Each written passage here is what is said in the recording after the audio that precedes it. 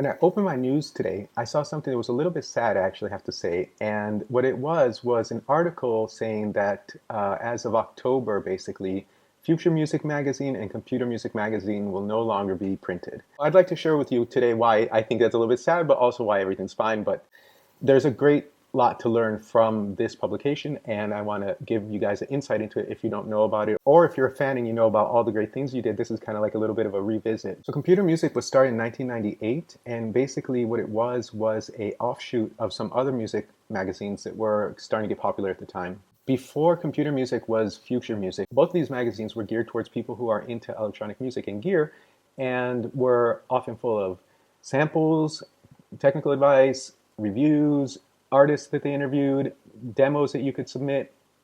It was a super cool magazine, super fun magazine. They kind of were compatible in a sense because you would buy future music, you would buy computer music. I bought them all basically because I was learning from them. In 1994, 1993, 92, 95, all those years like that, when you're trying to figure out how to make electronic music, it's not, there's no internet that really gives it to you. Like the internet's there, but in 1994, the internet was like pretty bad. And if you wanted to find out that, maybe you could go into some chat room or something like that.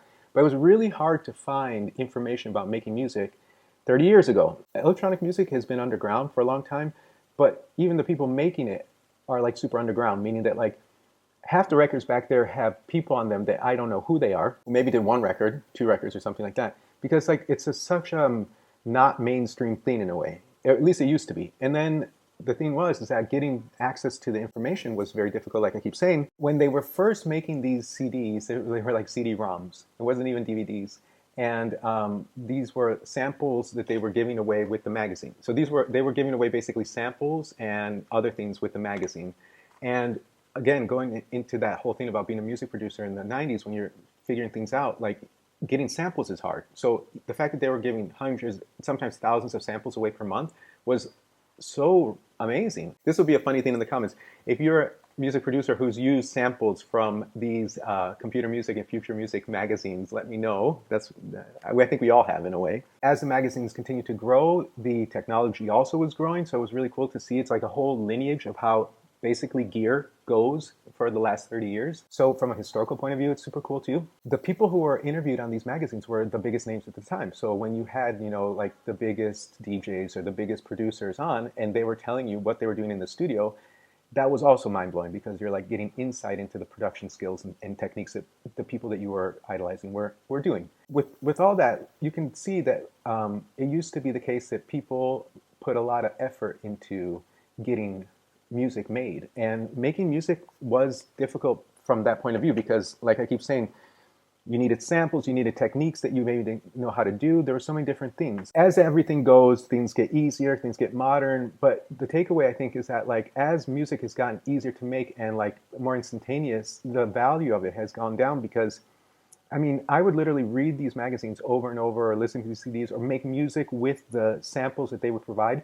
That's so much value. Nowadays, it's like, what, put a song on Spotify for half a minute and then skip to the next? That's no value, or whatever. But you know what I'm saying. And then the point is that without getting too nostalgic, these magazines, I had so many of them that I couldn't keep them all. As you can see, I do like to collect things, but when you have, hundreds of magazines, at a certain point I had to make a decision and I couldn't keep them. But I kept all the CDs and all the data basically from the magazines. Taking them out today to relook at them, I realized some of the people that they interviewed too, I mean, it's so crazy. Like this was not even that long ago. This was like 13 years ago. Something like the Chromeo interview, super cool to figure out what they were doing.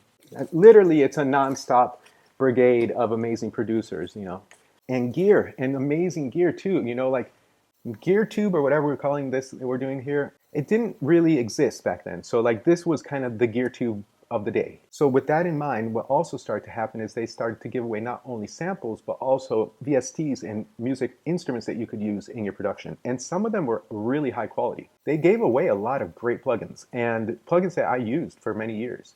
Because that was the thing too, because again, how did you buy gear? I mean, yeah, you could buy gear like online plugins, stuff like that. But if you're a kid like me at the time, you're not going to be spending $50 on a plugin. You're going to go for cracked plugins.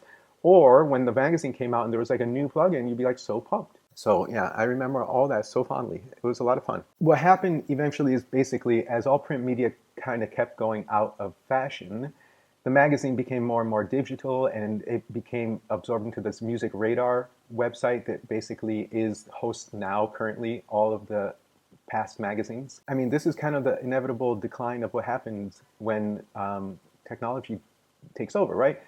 And this is kind of part of our story too, because we're all technologists, I would say, right? We're involved in something that is artistic that is also highly connected to the technology. And seeing it develop over time is part of the reason why some of us are so passionate about it still after so many years. With the next generation of people coming up, I think it's super important to share this stuff with them, because if you don't know that you can go on eBay now, right? And you can buy a magazine that has Steve Angelo telling you how to make beats, that has Fotek, who is a drum and bass legend, telling you what to do in the studio. You go buy that for $3.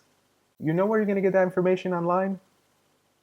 You're not. I think collecting the magazines and the DVDs is super cool, but what's all super cool is Music Radar has continued to do their samples and all that stuff too, so you can download, by now it's probably like 1,000,000 samples or however many they've made. At the end of the day, if the thumbnail or whatever looks like RIP computer music or whatever, the point is it's not dead, but it's definitely not sold in magazines anymore. And that's kind of a little bit sad. It's kind of inevitable, I guess. But look, I wanted to share with you guys the fact that there's still amazing resources out there that are outside of the box of what you might already be kind of accessing. And some of them come from a longer time ago than you might be thinking about. These resources are fundamentally some of the things that can make you a better producer. And I think that these are some of the things that I would invest in.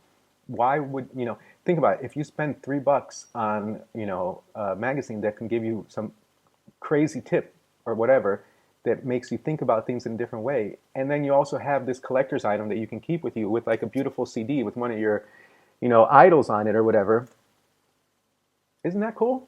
Look, I've been doing this for a long time, but the point is that along the way, I've learned a lot of things that I want to share with you guys. And the things that I share with you are part of my stories. So if you guys have your stories that you want to tell me a little bit about, please, I would love to hear them in the comments. That would be cool.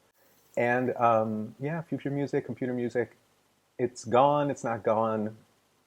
Look into it, you guys. It's super cool. Like, don't sleep on it. This is the kind of thing that, like, if you're really serious about making music and you really want to get better, these are the tools that will help you understand the techniques that you need and also give you insight as how the best people in the world were doing it at the time. Thank you guys for watching another video. If you like it, hit that like or whatever. I hate doing all that, so I'll try to limit that as much as possible. But in the meantime, thank you guys again, and yeah, talk to you soon.